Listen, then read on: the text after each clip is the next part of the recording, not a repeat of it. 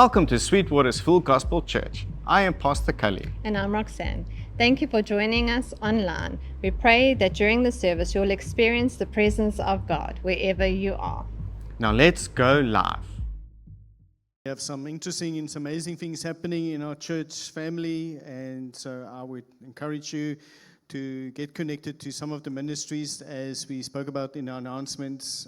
Look forward to what the ladies are about to do in the month of August, and so it's really going to be good. I know they've already confirmed a guest speaker. If you want to know the guest speaker, well, then you need to come for the ladies' conference. But also for those who wanted to make Sweetwater's church their family, I encourage you to also, as we spoke about Growth Track, that's just a program, a time together where you get to know us, we get to know you, you get to know our DNA and who we are, what we stand for, and we have fellowship together. There will also be some refreshments available, so you don't want to miss out where food and people come together. There's always amazing things about to happen. But good morning, Sweetwater's family. That's much better than what the first service was. So give yourself a pat on the shoulder. Yes. I think the first service, they were still, because the first service, they were still trying to wake up. But come on, if you're grateful to be in the house this morning, can you give Jesus your loudest praise this morning? Yes. Let me just say, it's so good to see so many people of you in our second service. Oh, that's so amazing. God is good. Amen. Yes. You can see now there's more space, there's more seating, so now you can be selective of your seating arrangements. But it gives you also, let me just say this, as we also welcome, if there's any visitors here this morning, can I ask you just to wave your hand quickly if you are new to Sweetwater's family? Yes, give us a wave. There's a family there, there's a family there. A section, there's a family there, there's a family there waving. Just keep on waving. If you haven't received a welcome card, just keep on waving. We'd like to place a welcome card in your hand. We'd like for you to just complete that card and just hand it back to your section host, or take it to the hospitality or the visiting section after the service. We'd love to connect with you. And also, good news is that you get a free cappuccino on us. Come on now. And so we are just excited for what God is doing at Sweetwater. So thank you for joining us this morning, and welcome to you for joining us. We are in a series called Strengthening the House. And because, as I said, even in the first service, and I want to say this to you guys here as well this morning for a second service, God, as much as God is interested in filling houses or homes, He is more interested in strengthening those houses. And today we're going somewhere that every single person here this morning can relate to. Whether you are 6 years old or 60 years old, whether you are 36 years old or you're still celebrating your 21st birthday 4 times now. Not looking at anybody. Today we're talking about the kitchen. Turn to the person next to you and ask them, what's cooking in your kitchen? Now, hold on, okay. Before you answer too quickly, because I know some of you looked at your spouses and you checked them out for what they were about to do for lunch, So let me just shift this to another question maybe. Have you ever walked in, like, maybe I'm weird, but have you ever walked into a home, maybe the front door, and you've never seen the kitchen in your life? This is your first time walking into that house. You've never seen a kitchen, but you can smell something is baking in that kitchen. Have it ever happened to you? Like, they're baking something. Like, you don't need a GPS. You don't need directions. You didn't need somebody to announce that they are baking. Your nose already knew that they are baking something there. Maybe it's fresh bread. Maybe it's chocolate chip cookies. Maybe it's banana bread. Maybe it's fresh scones. Maybe for some of us, maybe it's a curry or a roast.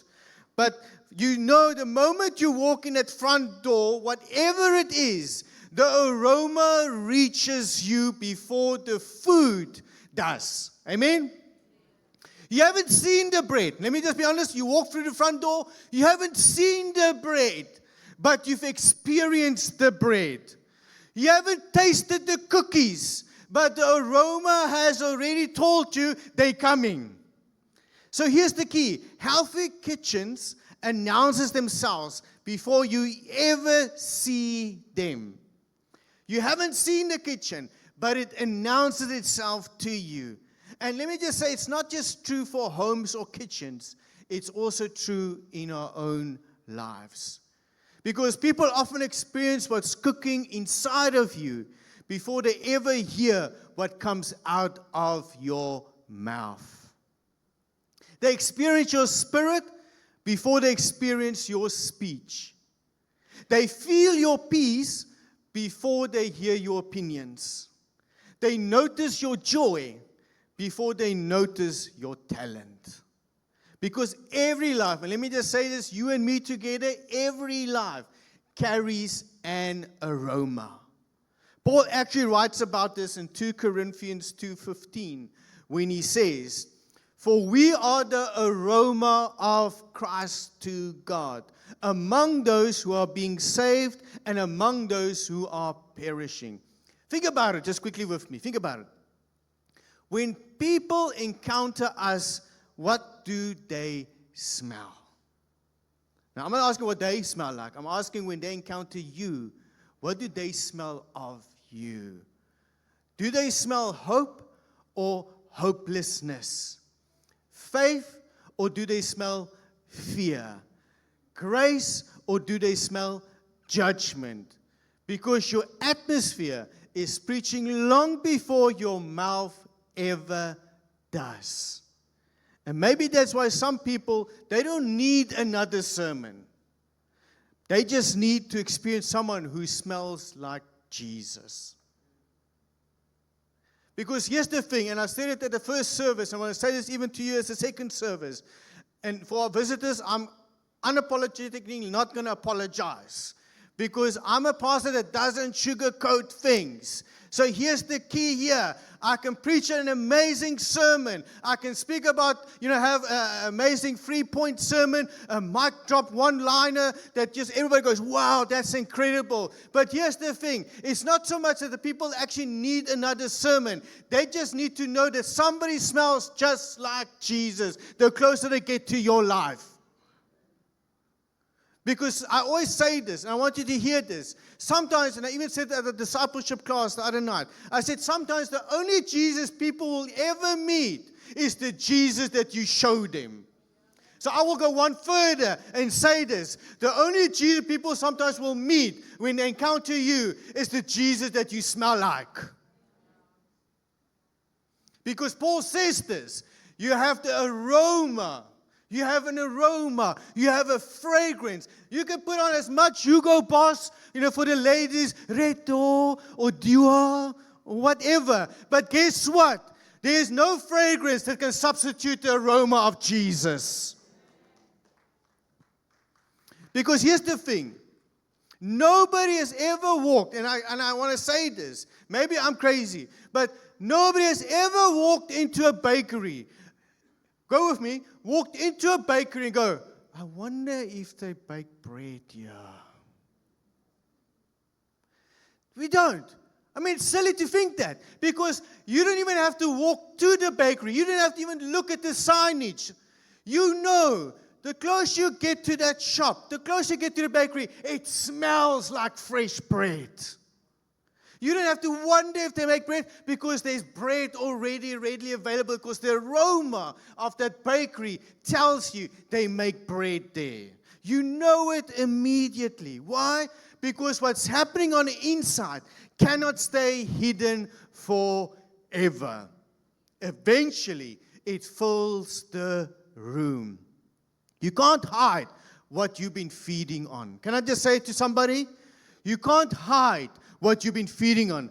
Some of us have become so used to, let me just say this, and I always put myself in Roxanne in the boat because sometimes we get so used to our house and our fragrance in our house, our aroma in our house, and some of us can relate to this.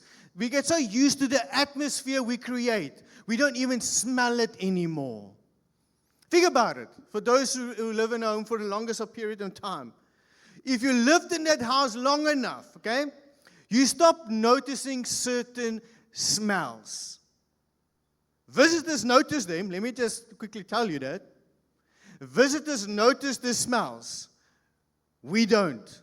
Sometimes we get so familiar with the smell. We get so familiar with anxiety. We think it's normal. Sometimes we get so familiar with the smell of anger. We think everybody is like this. So familiar with complaining. We think, oh, well, it's just my personality. Meanwhile, everyone around us is saying, and I want to say this to you, some of us are saying this around us, something smells different. And let me just say, in case you're wondering, if we always just smell like anger, if we always just smell like complaining, if we always just smell like anxiety, it's not a good smell. I've never had anxiety smell like fresh baked bread. I've never had anxiety and complaining smell like a tray of chocolate chip cookies. People might not tell it to your face, but guess what? They're going to tell you smell different, but not in a good way. If they really are friends to you, they will say it to you, you smell off.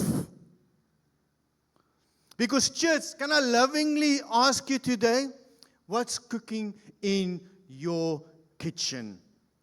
What's filling your home? What's filling your conversations? What's filling your heart? Because eventually, whatever has been cooking will fill the room. Now, before we get too excited about the smell of freshly baked bread, let's remember something.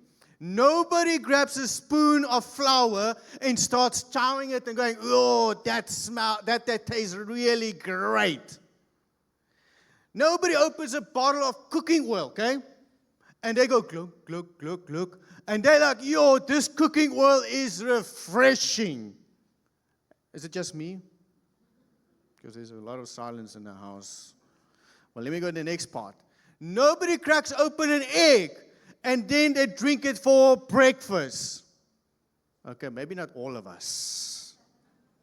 Because everybody knows this truth. The ingredients are not finished as a complete product yet.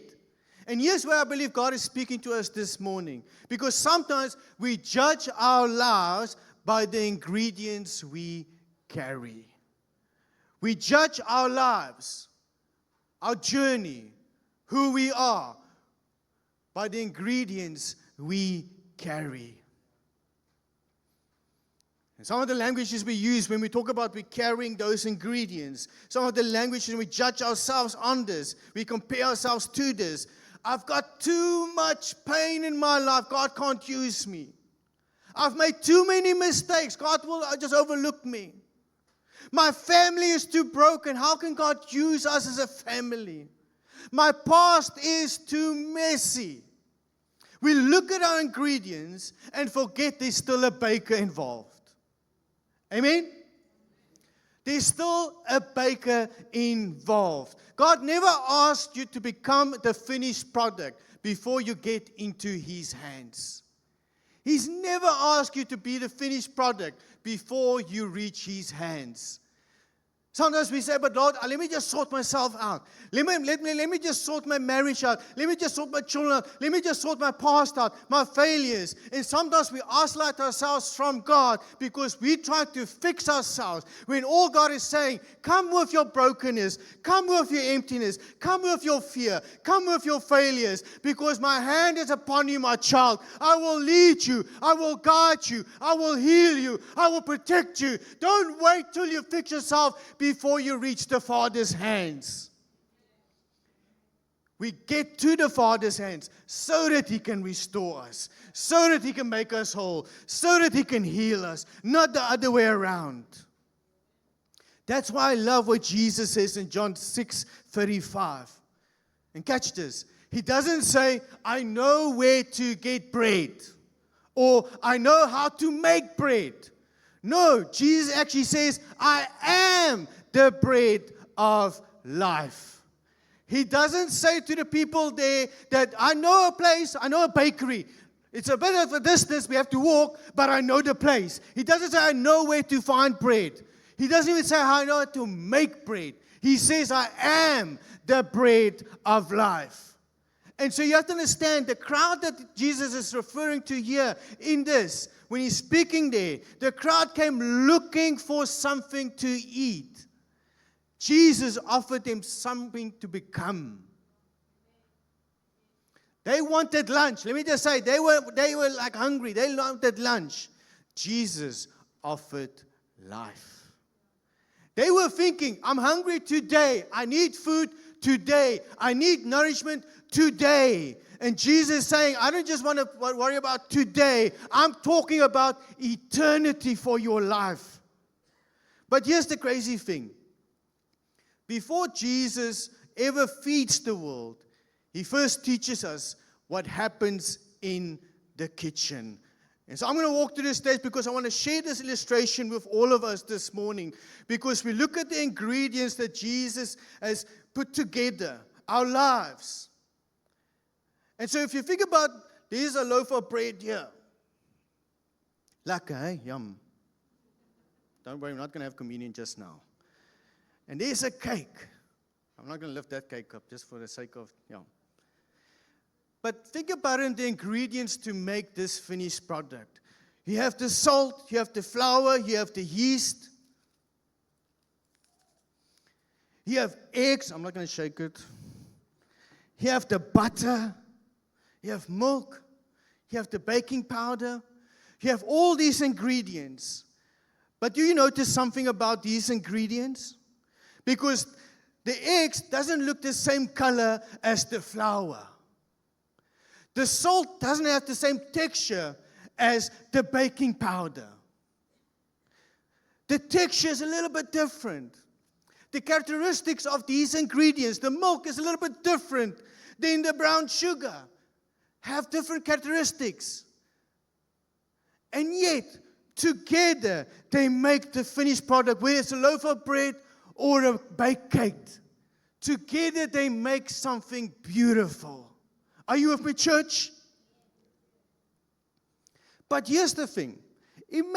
Just imagine with me. You're in this kitchen, and imagine the flour comes, and they're like, you know what? I think I'm the most important ingredient of everybody around. Because without me, you can't bake anything. And then the eggs look at it like, I don't smoke that idea because I think I'm the most important of all the ingredients. Because without me, nothing sticks together. And then you have brown sugars just parking there silently in the corner, and then all of a sudden brown sugar pipes up and says, you all got it wrong. Without me, there's no sweetness. Now, isn't it interesting that sometimes the kitchen can sound a lot like church sometimes? Because sometimes we look at our ingredients and then we compare our ingredients with everybody around us. We look at our ingredients and then we say, but I'm more talented than that person.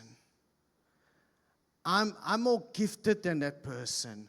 I'm more spiritual than that person. Some people might look at it different. They say, but I can't sing. And I'm going to use Laura and Richard here quickly. I can't sing like Laura. I can't play drums like Gavin. I can't preach like Pastor Rodwin. I can't lead like Stephen. And sometimes we look at these ingredients that we have in front of us and we compare it to the rest of everybody else. And the problem is that, here's the key. Comparison is what happens when an ingredient forgets there's a recipe. Are you with me, church? Comparison is what happens when me and you, as ingredients used by God, when we look at our ingredients that we have in front of us, when we look at our lives, and we compare it to everybody else, comparison is what happens when we forget that we're not on our own. We are actually part of the recipe. Now, do me a favor, just quickly. Look around you quickly for the people around you. Look around this room. We have different generations, different cultures, different backgrounds. Dare I even say different personalities? Don't laugh. Different life experiences. Some of you, let me just say this. Some of you grew up with your family in church, so when you were still a baby, you already been in church. You've been forever in church. You never left the church. Amen. Praise be to God. But some of you in this room only found Jesus 2 months ago. Some of you walked through incredible victories. And some of you here this morning, you still carry deep wounds. Some of you here this morning are business owners. Some of you this morning are teachers. Some of you, you are still raising toddlers, and you're asking, when will I ever see sleep again? Here's the thing. We are all different, family. And that's exactly how God intended it to be in the first place. Now, here's what gets very interesting. Every ingredient has to give up something. Every ingredient has to give up something. Think about it. We spoke about the eggs, the flour, all of that. So let me explain this. The egg, as an ingredient, has to be broken. Flour has to be poured out. Butter, okay? Go with me for all the butter people there. Guess what? If you do baking, it has to be softened. Yeast, guess what? It has to be activated. None of them remains untouched. Doesn't matter the ingredient. None of it remains untouched. Because the process, that same process, requires surrender. Maybe that's the word for somebody here this morning. Because some of you have been saying and been praying to God and saying, God, I don't know why you are stretching me so much, Lord. Why are you stretching me? And God is saying, I'm preparing you. Sometimes we ask God and we pray. Some of you might be here this morning and you're praying, but Lord, why are you asking me to forgive the person? That person hurt me so much. You don't understand, Lord, what they did to me, how they made me feel. Lord, why are you doing this to me? Why are you stirring it in my heart to forgive this person? And God is saying, I'm preparing you. And some of you are standing here or sitting here this morning and you're asking God because God has stirred in with you a vision and a plan. He's spoken about your vision. He's spoken about your calling that He has upon your life. And you're praying and you're saying, God, but why are you calling me to serve? Why must I serve? And God is saying, go with me, church. I am preparing you. Because here's the key. The baker didn't bring you into the kitchen to decorate the cupboard. He brought you into the kitchen because He's making something of your life. And some of us here, and I know, many of us, we just like to coast. We just want to be seated under the radar. Lord, don't use me. I just want to be a church. But here's the thing, you cannot just sit in church and just be a spectator. God will use you to actually reach the nations, to reach the communities. And sometimes God is going to speak into your life. Yes, He's going to stretch you. Yes, He's going to use you. Because ultimately, He doesn't just want to decorate the cupboard. And can I go deeper? Can I speak deeper? Because right now, the cupboard represents the church. God has not just called you to come here to Sweet Waters just to decorate the church, just to decorate Sweet Waters. He's called you here not just to be a pew warmer. He's called you that He's going to use your life to make a difference in His community. So the baker gathers the ingredients, the flour, the butter, the eggs, the sugar. Everything gets mixed together. But here's the problem. It's still not the finished product. It looks different. It feels different. But it's not ready yet. Because there's one more step to go. Do you know that step? The oven. And here's where most of us, most Christians, we leave the kitchen. Now, my family has this one slogan, maybe your family has got the same saying. We always say, if the kitchen gets too hot, then you leave the kitchen. And sometimes we as Christians, when it gets too hot, we leave the kitchen. Because nobody, go with me, nobody likes the heat. We like the miracles. Amen? Somebody, we like miracles. We like the song even, God is a miracle working God. God of miracles, yeah? We know the verse, we know the everything. We sing the words, we sing the everything. We know the beat, we put our hands like, and everything. But we don't like it when God actually then tells us, but there's a process before the miracle. How many of us like breakthroughs? Amen? We like it when God brings breakthrough into our lives. And maybe, I know not this church, but sometimes we like breakthroughs, but we don't like breakthroughs when other people get breakthroughs. We're like, where's my breakthrough, Lord?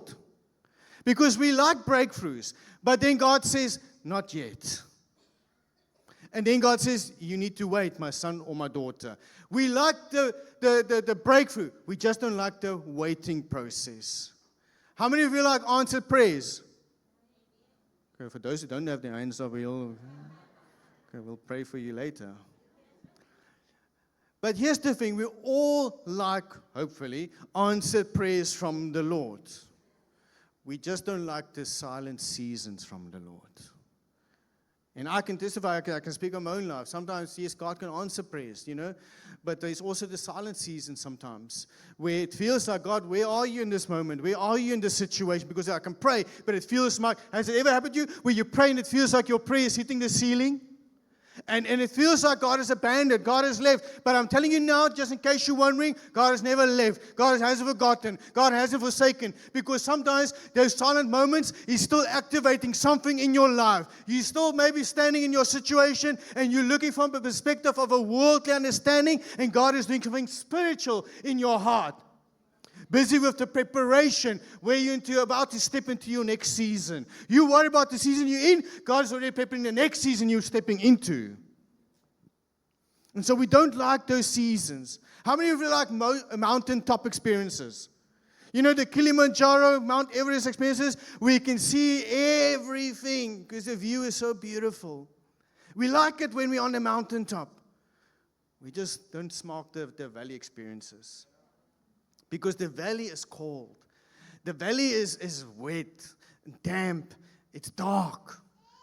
Nothing grows there. Nothing lives there in the valley. And so we like the mountaintops, but we don't like the valleys. But here's the key. Every loaf you've ever eaten, every cake you've ever admired, every tray of cookies ever filled the room with its aroma has one thing in common. Do you know what it's one thing in common? It spent time in the oven. And maybe that's what somebody needs to hear this morning. Because maybe you're in that season. You're in your oven season. Life feels hotter than what you expected it to be. The pressure you're under, it just feels like it just cranked up a little bit. You just feel like a lot more pressure is on you. The waiting feels longer than you've ever imagined you'll ever wait. And before any answers comes, there's just a whole heap of questions. You've prayed, you've trusted, you believed, and yet it feels like the temperature keeps on rising. Can I tell you something? And I hope that if you forget anything this morning, that you will remember this one truth. Don't mistake the heat for the absence of God. Don't mistake the heat for the absence of God. Because yet it might feel like God has forgotten about you. Yet it might feel like God has abandoned you. But God is still in this. God is still with you. He's never left you. He's never forsaken you. He's always in you. He's around you. He's in it when you wake up in the morning. He's there with you when you go to bed at night. He's in the office. He's at the school. He's at your drop-off. Wherever you find yourself, God is there. Can somebody say, God is there?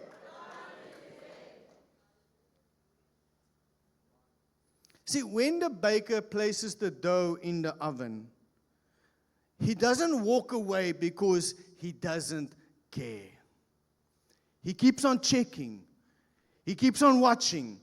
He knows exactly what temperature it needs. He knows exactly how long it should stay.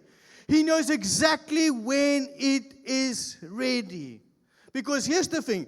How many of you are bakers? Show of hands. How many of you baked souffles and things? So people go, whoo. But here's the thing. If ever you bake the souffle or anything that is very particular in regards to its temperature and not being taken out prematurely, here's the thing. If you take it if you open the oven door too early, have you ever seen what happens? Go, poof. Okay, again, I'm making a sound. I don't know what the souffle makes. You know the sound effect what the souffle makes when it goes, poof. But in my head, it makes, poof. Okay, so let's just go with that. And I even said it because God just dropped it in my spirit in the first service. I want to share this with you because I love second service. Amen? Yes, second service is amazing. I love it. Don't tell first service. But here's the thing. I can even turn it into a sermon for regards to icing sugar. Because what happens when we bake something and it flops in the middle? We put icing sugar to cover the flop up. Remember Jesus watching us all now? And so here's the thing. Sometimes me and you, we tell God, yeah, but I'm ready. I'm ready, God. And then what we do, we open the oven door and we are not ready. And guess what? We hit the flop. And then we try to cover it up. Because we don't want our neighbor, we don't want our friends to see that we actually came out prematurely. Because, no, how dare they think about me? I don't think they're going to skin it about me. Because I came out too early. Guess what? So then what we do? We cover it up. We try to sugar it up. Because we take icing sugar and we cover the flop up. But here's the thing. God knows exactly the timing of when that oven door needs to open. He knows exactly what the timing is. God's timing is always perfect. And sometimes we cry out to God, God, it's too hot. God, this oven is too much. I need to come out. And God's like, just wait, my child. Not yet. You're not ready yet. Your season is coming. You can't come out yet because I'm about to do something in this next season for your life. But you need to stay in this oven. You need to prepare for this because in the next season, there's going to be more heat. But I need you to be ready. And here's the other time, because sometimes we think that, okay, but if God is going to be taking too long, I'm going to burn. Because guess what? If you leave it too long in the oven, guess what? And I even say this to you as well, because don't look at your spouse right now. Because sometimes we have in our houses more burnt offerings because of burnt food. But here's the thing. God knows the timing. How do I know this? Think about the Hebrew boys when they were placed in the furnace. God knows the heat. God knows the timing. And here's something that you need to hear this morning. For somebody that might be in the season of your oven season right now, where it feels the heat is too much, that you feel like you're going to burn. Can I tell you right now, I serve a God, and I pray you know this, that you serve the same God that I serve. That God will not place you in a furnace. He will not place you in an oven to burn. He placed you in an oven. Oh, come on. He places you into an oven to rise. Because that dough, you, me, our ingredients that we put together, guess what? When it gets to that perfect temperature, that perfect timing, guess what? All of a sudden, we don't flop, we rise. When the enemy tells you and whispers in your ear, oh no, you're going to burn. You remind him. Tell him about your future. Tell him about your past. Tell him about all the things that God has done in your life. Tell him you're a son and a daughter of the Most High. Because if you are God's children, guess what? You will not burn. You will rise. Because we serve a God that will not allow you to burn. Yes, he will keep on checking. He'll keep on watching, but he knows exactly the right time.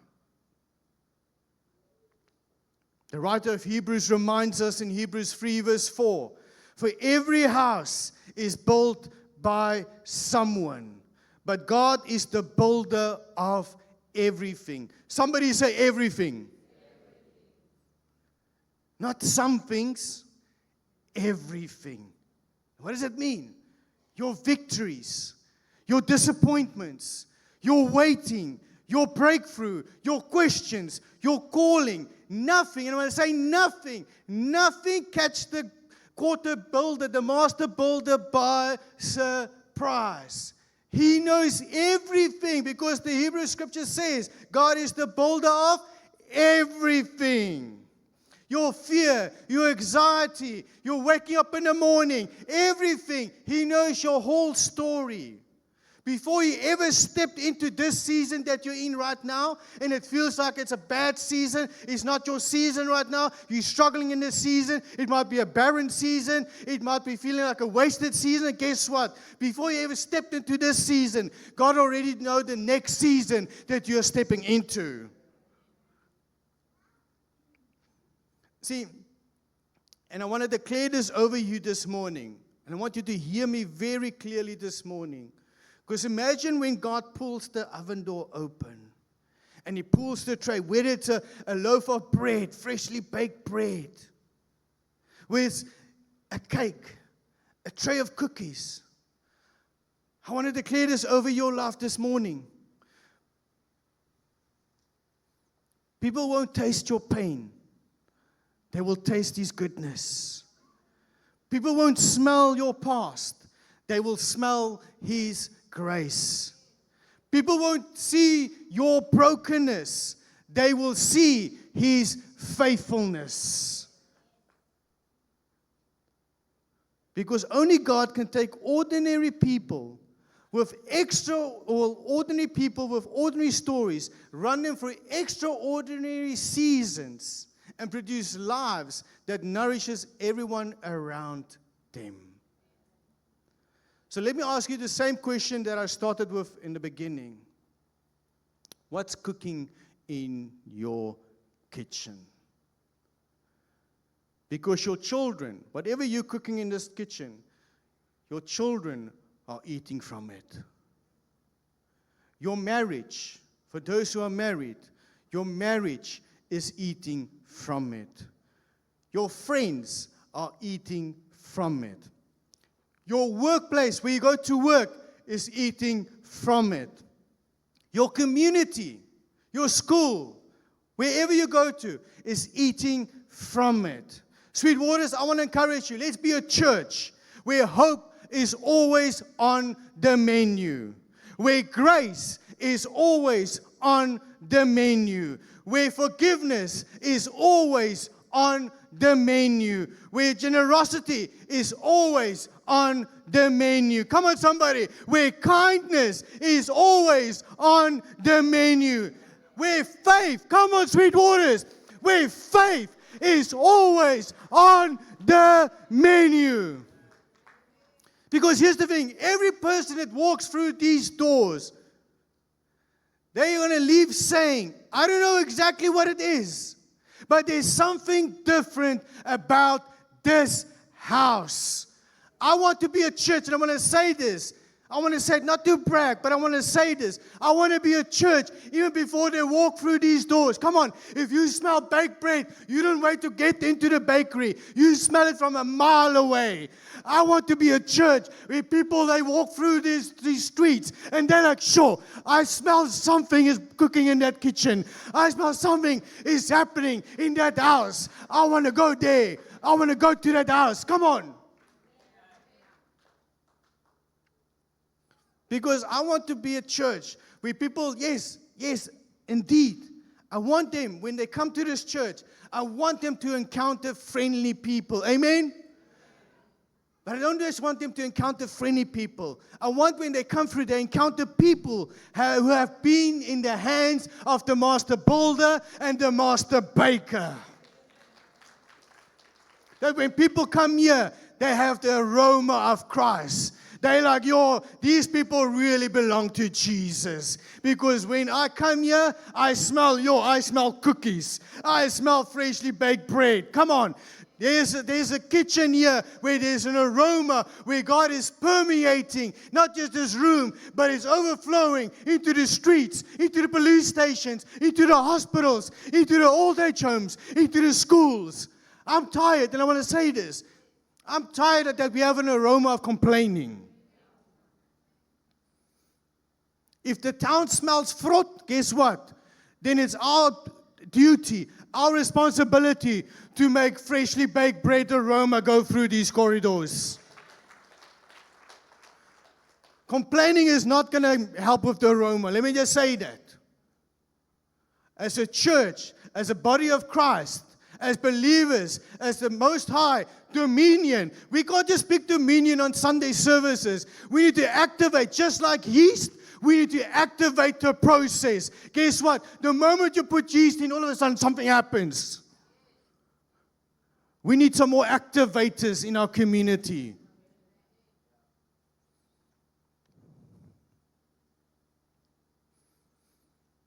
And so let the aroma of Jesus permeate your heart, permeate your soul, but overflow into every area, not just here, but your homes, your business, your workplace, your schools, community centers, everywhere you go. Let the aroma of Christ be around you and in you.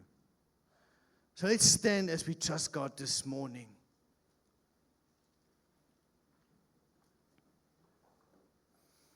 Because maybe for some of us, yes, maybe we lived a life where that aroma didn't smell too great. We've been carrying anxiety and fear and stress. But maybe this morning is a turnaround. And I pray, that's my prayer, and I want you to activate your faith with me. That you press in to be used by God. Because maybe, just maybe, for some of us this morning, we looked at our ingredients and we looked at the other people and their ingredients and we felt like, I can't do what they do. I can't be used like they are being used. But God is not asking you to do anything besides just surrender to Him. Your ingredient, whether it's eggs, whether it's flour, whether it's sugar, whether it's just water, whether it's the yeast, whatever you have as an ingredient, as your grace gifting, just let it be poured out. Let it be used by God. Don't worry about what your neighbor has. Worry about what God has placed in you. Because all together, we're all placed into that beautiful mixing bowl. Stirred up by God. Placed in the oven. And at the right time, when God pulls that tray out, oh, praise be to God, there will be an aroma. There will be an aroma and a fragrance like never, ever before. So, Heavenly Father and Almighty God and King, we come before you. And Lord, we pray, Lord God, for each and every person here this morning, Lord God. Will you use them, Lord God? Each and every ingredient that is represented here, Lord God. I pray, Lord God, that as they combine the ingredients, Lord God, that there will be a freshly baked bread, Lord God, a freshly baked cake, Lord God, a tray of cookies, and that the aroma will not just be entered into this house, Lord God, but it will filter out into each and every corridor, each and every street, each and every avenue, Lord God, each and every place where people around them will be like, I don't know what's happening, but something smells really good about that person. I want the same thing that they're having. I want to be used by God in that kitchen. And so, Lord, we pray, Lord God, that you would just continue to use each and every one of us for your kingdom. May the Lord bless you and keep you. May you continue to build your house with wisdom, fill your kitchen with His presence, and allow the aroma of Jesus to flow from your life into every place you go. May you trust Him in every season, knowing that the master builder never stops building, and the master baker never wastes an ingredient. Go in His peace, walk in His purpose, and may your life become nourishment for a world that desperately needs Jesus. Amen and amen.